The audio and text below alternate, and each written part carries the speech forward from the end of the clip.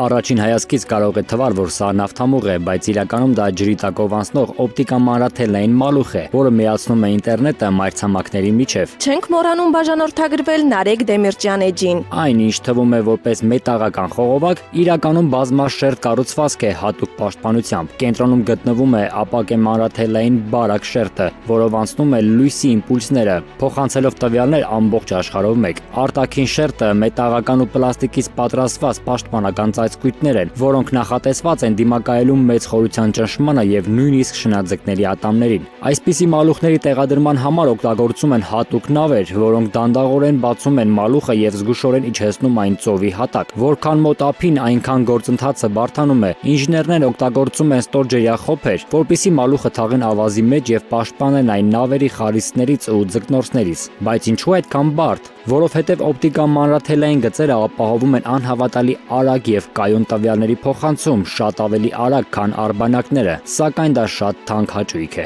Մալուխի յուրաքանչյուր ծովային մղոնը արժե 30-ից 80 հազար դոլար։ Մի բարակ լար, որն անցնում է օվկիանոսի հատակով, բայց հենց այդ լարն է ամբողջ աշխարհը պահում կապի մեջ։ Գրիր մեկնաբանություն, երբ օգտվում ես ինտերնետից, այսքանի մասին գիտեիր։ Չենք մոռանում բաժանորդագրվել Նարեկ Դեմիրճյան էջին։ Շնորհակալություն։